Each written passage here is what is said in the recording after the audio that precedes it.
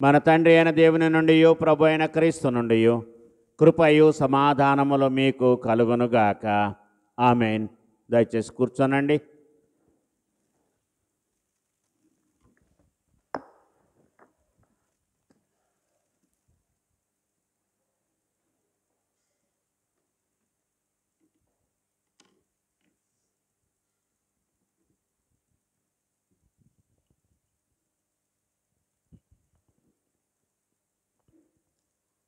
అందరికీ ఈ అరుణోదయ శుభాభివందనాలండి. మరి ముందుగా ఇట్టి అవకాశాన్ని ఇచ్చినటువంటి ఆ దేవాది దేవునికి ప్రత్యేకమైన కృతజ్ఞతలు చెల్లించుకుంటూ, అటువలే మరి ఇక్కడ ఈ అవకాశాన్ని ఇచ్చినటువంటి మన సంఘ కాపరి గారైన పాస్టర్ గారికి, పాస్టర్మ గారికి ప్రత్యేకమైన వందనాలు తెలియచేసుకుంటున్నాం. మరి గత కొన్ని రోజుల నుంచి మరి మనం అడ్వెంటులో ఉన్నాము. మరి 14వ రోజులో అడ్వెంటుని మనం కొనసాగిస్తున్నాము. మరి అడ్వెంటు అనగా రాకడ, ఆగమనం. ఎవరి రాకడ కొరకు మనము నిరీక్షించుకొని ఉన్నాము, ఎవరి ఆగమనము కొరకు మనము ఎదురు చూస్తూ ఉన్నాము. ఎందుకు ఈ నిరీక్షణ? ఏమిటి మనలో ఉన్న విశ్వాసం? ఎందుకు మనము దేవుని రాకడ కొరకు, ఆయన ఆగమనం కొరకు ఎదురు చూస్తూ ఉన్నాము? మరి మన పితరులు మనకి ఇచ్చినటువంటి, ఆచరించమని చెప్పినటువంటి కొన్ని పద్ధతులను మనము ఈరోజు వరకు కూడా మరి ఎందుకు ఆచరిస్తున్నాము? మరి పాస్టర్ గారు చెప్పినందుకు వస్తున్నామా చర్చికి? లేదా మన పెద్దలు ఆచరించినందుకు వస్తున్నామా? ఎందుకంటే మనలో దేవుని పట్ల ఉన్న విశ్వాసం. మరి ఏమిటి ఆ విశ్వాసం? మన చేతిలో ఉన్న జీవగ్రంథము. మరి ఈ జీవగ్రంథములో మరి యెహోవా దేవుడు పలికినటువంటి చాలా విషయాలు నిరర్ధకము కాలేక అవి ఖచ్చితంగా నెరవేర్చబడినవి కనుక మనకు విశ్వాసము కలిగినది. మరి ఆ విశ్వాసాన్ని బలపరుస్తూ మరి బైబిల్లో ఉన్నటువంటి కొన్ని ముఖ్యమైనటువంటి వాక్యాలను మరి నేను అందించబోచుండగా మరి చిన్న ప్రార్థనతో మొదలు పెట్టుకుందాము. మహాపరిశుద్ధుడా, ప్రేమ కలిగిన దేవా, నీకు స్తోత్రము నాయన. మరి ఈరోజు నేను ఇక్కడ నిలవబడి ప్రభువా, నేను వివరించబోవు వాక్యము ప్రభువా నా నోట నుండి వచ్చినది కాదు కానీ ప్రభువా, నీవే నా యందు ఉండి ముందుకు నడిపించి వివరించే ప్రతి వాక్యము, ప్రతి మాట నాయన నీతిగలదై, నీతియుక్తముదై కలిగి ప్రభువా అందరికీ అర్థమవులాగున నీవే నాకు తోడుగా ఉండి ముందుకు నడిపించమని కోరుచున్నాను ప్రభువా. ఆమేన్. మరి ఈరోజు చదువుకున్నటువంటి వాక్య భాగంలో లూకాసు వార్త 1వ అధ్యాయము 37, 36 వచనాలు ఒక్కసారి గమనించినట్లయితే, దేవుడు చెప్పిన ఏ మాట అయినను నిరర్ధకము కానేరదని ఆమెతో చెప్పెను. అందుకు మరియా, ఇదిగో ప్రభుదాసురాలను, నీ మాట చొప్పున నాకు జరుగునుగాక అనెను. అంతట దూత ఆమె యొద్ద నుండి వెళ్ళెను. మరి ఇది ఎవరి మధ్య సంభాషణ అండి? మరి దేవదూత మధ్య, అలాగే మరియ తల్లి మధ్య ఉన్న సంభాషణ. మరి కన్య అయిన మరియా, మరి దీనురాలైన మరియా తను ఎంతో ప్రార్థన చేసి, మరి ఆ కాలంలో మరి యేసు జన్మించబోచున్నాడని తెలిసినప్పుడు చాలామంది కన్యకలు ప్రార్థన చేసి మోకరించి దేవుణ్ణి వేడుకున్నారట. ఆ భాగ్యము నాకు దయచేయమని ఎంతోమంది కన్యకలు వేడుకున్న సందర్భంలో మరి ఆ ధన్యత మన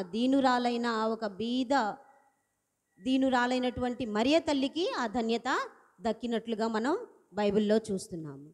మరి ఈ దేవదూత ప్రత్యక్షమయ్యి మరి మరియ తల్లికి చెప్పినప్పుడు మరి ముందు వచనాలలో ఒక్కసారి గమనించి చూసినట్లయితే, 1వ అధ్యాయము 28వ వచనం నుండి ఒక్కసారి గమనించినట్లయితే, ఆ దూత లోపలికి వచ్చి ఆమెను చూచి, దయాప్రాప్తురాలా, నీకు శుభము, ప్రభువు నీకు తోడేయున్నాడని చెప్పాను. ఆమె ఆ మాటలు బహుగా తొందరపడి ఆ శుభవచనము ఏమిటని ఆలోచించుకొనుచుండగా, మరియా, భయపడకుము, దేవుని వలన నీవు కృప పొందితివి. ఇదిగో నీవు గర్భము ధరించి కుమారుని కని ఆయనకు యేసు అని పేరు పెట్టుదువు. మరి అంటే దేవదూత అప్పటికప్పుడు ప్రత్యక్షమయ్యి ఈ వాక్యం చెప్పిందా అండి? అంటే ఇది దేవుని ప్రణాళిక, ఇది దేవుని యొక్క ప్రణాళిక.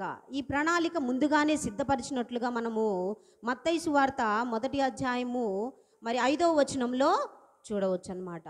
మరి యూదయా దేశపు బెత్లెహేమా, నీవు యూదా ప్రధానులలో ఎంత మాత్రమును అల్పమైన దానవు కావు.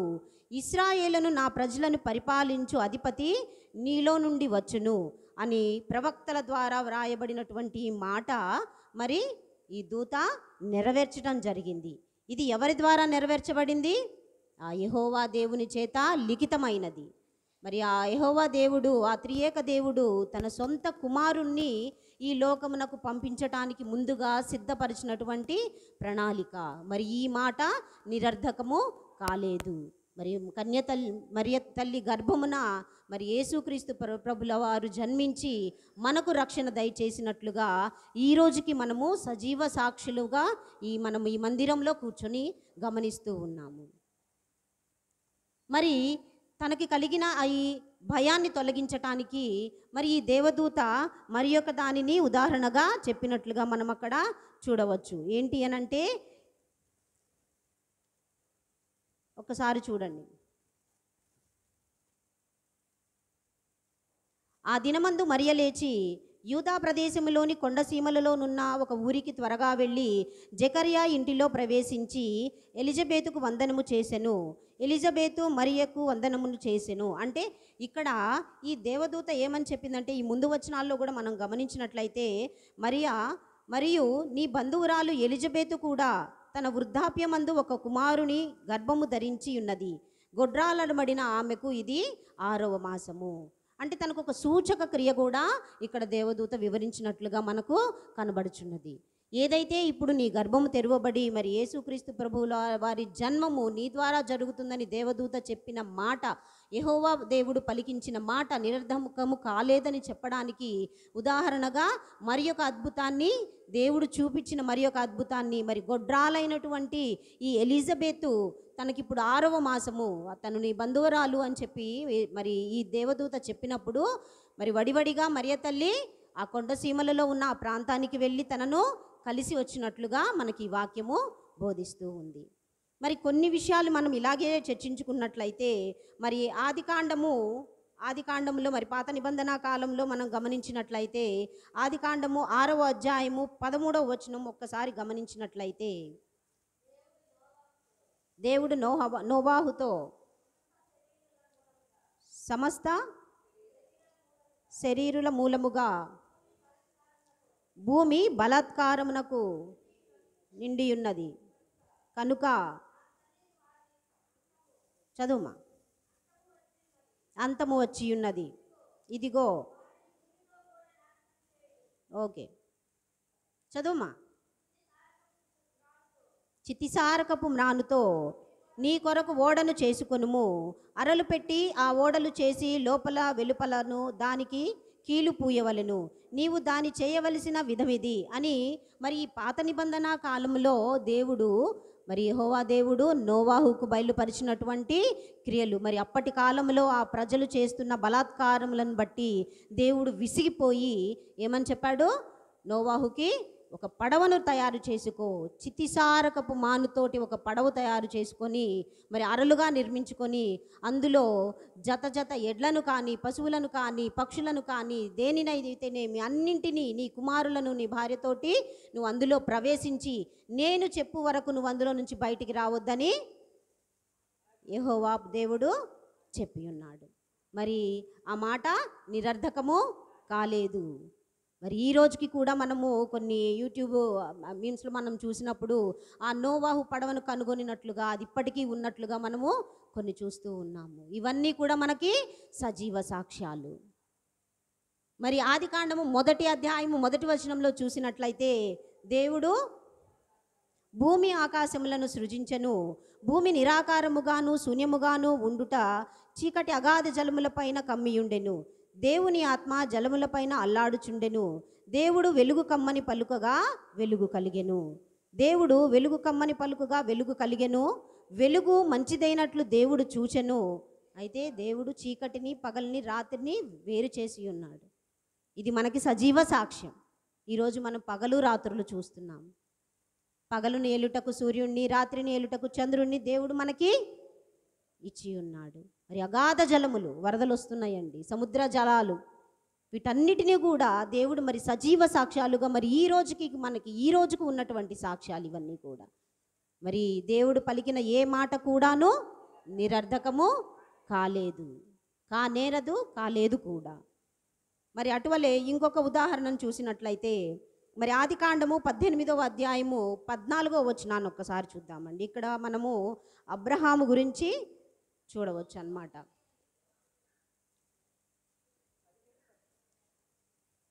18:14 యెహోవాకు అసాధ్యమైనది ఏదైనాను ఉన్నదా? మీదటికి ఈ కాలమున నిర్ణయ కాలమందు నీ యొద్దకు తిరిగి వచ్చెదను, అప్పుడు శారాకు కుమారుడు కలుగును. శారా భయపడి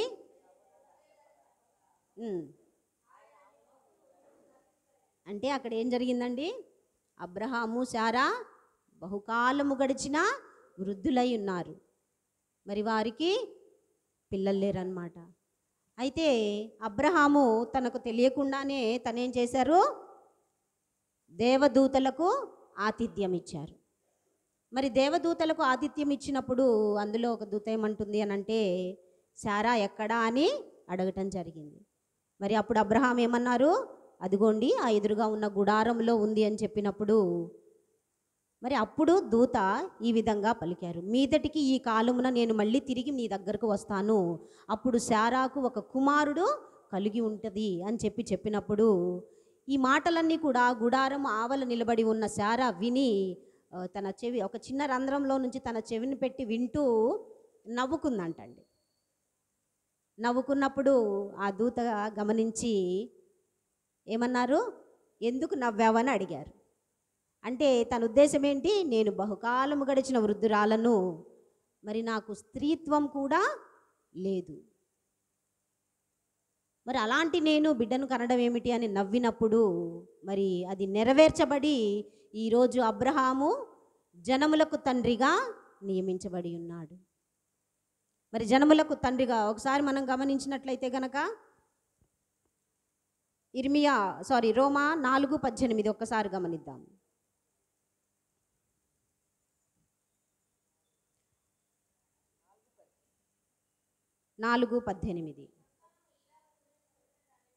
నీ సంతానము ఈలాగు ఉండునని చెప్పిన దానిని బట్టి తను అనేక జనములకు తండ్రి ఎగునట్లు అతడు నిరీక్షణ కలిగి. సో ఇక్కడ ఏంటి అని అంటే అబ్రహాము గురించి మరి పాత నిబంధన కాలంలో జరిగిన దానిని కొత్త నిబంధనలో అబ్రహాము జనములకు తండ్రిగా మరి యెహోవా దేవుడు చేసినట్లుగా మనకి ఇక్కడ కనబడుతూ ఉంది. మరి దేవుడు చెప్పిన ఈ మాట కూడా నిరర్ధకము కాలేదు. మరి అలాగే ఇంకొకటి వివరించి నేను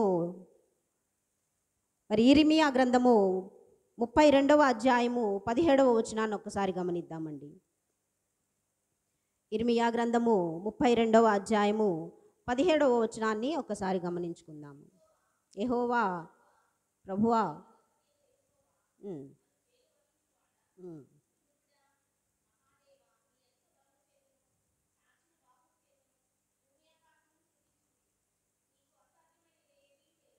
ఏదియు లేదు. యెహోవా ప్రభువా సైన్యములకు అధిపతియగు యెహోవా అను పేరు వహించువాడా, సూర్యుడా మహాదేవా, నీ అధిక బలము చేతను దాచిన బాహువు చేతను భూమి ఆకాశములను సృజించితివి, నీకు అసాధ్యమైనది ఏదియు లేదు. మరి ఇర్మియా ప్రవక్త గురించి మనకి బాగా తెలుసండి. ఆయన విలాప ప్రవక్తగా కూడా మనకి బాగా తెలుసు. మరి ఇర్మియా ప్రవక్తకి మరి యెహోవా దేవుడు మరి కలలో బయలుపడి మరి వివాహం చేసుకొని వద్దని చెప్పినప్పుడు మరి యూదయ రాజైన సిద్కియా ఏలుబడి అంటే 10వ సంవత్సరమున అనగా నెబుకద్నేజరు ఏలుబడిన 18వ సంవత్సరమున ఇర్మియాకు ప్రత్యక్షమైన యెహోవా వాక్కు. మరి అప్పుడు ప్రత్యక్షమయ్యే యెహోవా వాక్కు మరి ఆ కాలమందు బబులోను రాజు దండయాత్ర చేసినప్పుడు మరి ఈ ఇర్మియాను చెరసాలలో వేయటం జరిగింది. అయితే యెహోవా దేవుడు ముందుగానే తనకు బయలుపరిచాడనమాట. నువ్వు చెరసాలలో వేయబడినప్పుడు నీ బంధువకుడు నీ దగ్గరికి వస్తాడు, నేను చెప్పిన రీతిగా నువ్వు ఒక ప్రదేశంలో కొంత స్థలాన్ని కొనమని చెప్పి యెహోవా దేవుడు పలికించి ఉన్నాడు. మరి అదే రీతిగా మరి ఇర్మియా చెరసాలలో వేయబడినప్పుడు తను ఏం చేశాడంటే యెహోవా మాట చొప్పున తన చెరసాలలో ఉండి బెన్యామీను దేశమందలి అనాతోతులో ఉన్న భూమిని 17 వెండి తులాలతోటి 17 తులాల వెండితోటి ఆ స్థలాన్ని కొనుక్కున్నాడనమాట. మరి ఎందుకు కొన్నాడు? నేను చెరసాలలో ఉన్నాను కదా, నేను బయటకు వస్తానో రానో నాకు తెలియదు కదా, మరి ఆ స్థలం కొనుక్కొని నేనేం చేసుకుంటాను అని అనుకున్నాడా? అనుకోలేదు. ఏదైతే యెహోవా దేవుడు బయలుపరిచాడో దానిని నమ్మి దానిని విశ్వసించి మరి తను చెరసాలలో ఉండి తన బంధువు ఒకడు వచ్చిన రీతిని బట్టి తను ఈ అనాతోతులో 17 తులాల వెండికి స్థలాన్ని కొన్నాడు. ఎందుకంటే మరి ఈ ప్రజలు ఎవరైతే ఇశ్రాయేలీ ప్రజలు, యూదా ప్రజలు తిరిగి ఆ ప్రదేశానికి వస్తారని తను బలంగా నమ్మటం జరిగిందనమాట. అప్పుడు దేవుడు ఇర్మియాకు కలిగిన ఈ ఒక సందేహం కలిగింది ఇర్మియాకి. మరి నేను ఇక్కడ ఉన్నాను కదా, నిజంగా ఇశ్రాయేలీల ప్రజలు తిరిగి ఇక్కడికి వస్తారా అని ధర్మ సందేహం కలిగినప్పుడు మరి ప్రభు అయిన యెహోవా మరి ఇలా చెప్పాడనమాట, నేను క్రమశిక్షణా చర్యగా వీరిని చెదరగొట్టి తిరిగి సమకూరుస్తానని చెప్పిన యెహోవా వాక్కు నెరవేర్చబడినది. అంటే వీరు చాలా భయంకరమైన జీవితాన్ని జీవిస్తున్నారు కాబట్టి, యెహోవా మాట నొల్లక వారు ముందు కొనసాగుతూ ఉన్నారు కాబట్టి నేను వీరికి క్రమశిక్షణ నేర్పించడం కోసం అని చెప్పి వీరిని నేను కొల్లగట్టి తిరిగి మరలా సమకూర్చి ఏదైతే మరి బబులోను రాజ్యంలోనికి 70 సంవత్సరముల తర్వాత వారిని తిరిగి రప్పించడానికి నీ ద్వారా ప్రణాళికను సిద్ధపరిచి ఉన్నాను. మరి నేను నీ ద్వారా ఈ ప్రణాళిక సిద్ధం చేసుకున్నాను కాబట్టి నువ్వు ఇది నా కొరకు నెరవేర్చబడి నువ్వు వివాహం చేసుకోకుండా ఇది నువ్వు నా కొరకు సిద్ధపాటు చేయవలసిందిగా మరి యెహోవా దేవుడు కోరినప్పుడు మరి తను ఆ స్థలాన్ని కొని ప్రభువు చెప్పిన మాట నెరవేర్చటానికి తను సిద్ధపాటుగా ఉండినందున మరి దేవుడు ఆ రోజు పలికిన ఈ మాట కూడా నిరర్ధకము కాలేదు. ఈ విధంగా మరి బైబిల్లో మనం చూసుకున్నట్లయితే చాలా విషయాలు ఏవి కూడా నిరర్ధకముకు కాలేదు. ఏ విధముగానైతే మరి యెహోవా దేవుడు తన త్రియేక దేవుడు తన కుమారుణ్ణి ఈ లోకానికి పంపించి మనందరికీ కూడా రక్షణను దయచేశాడో ఈ రక్షణను మనందరము కూడా పొంది ఈ క్రిస్మస్ దినాలలో సంతోషంతో ప్రతి ఒక్క కుటుంబంలో కూడా సంతోషాన్ని నింపుకోవాలని మరి ఈ కొద్ది సమయాన్ని నాకు ఇచ్చినటువంటి ఆ దేవాది దేవునికి అలాగే పాస్టర్ గారికి మరి ఒక మారు వందనాలు తెలుసుకుంటూ ఈ వాక్యాన్ని ముగిస్తున్నాను.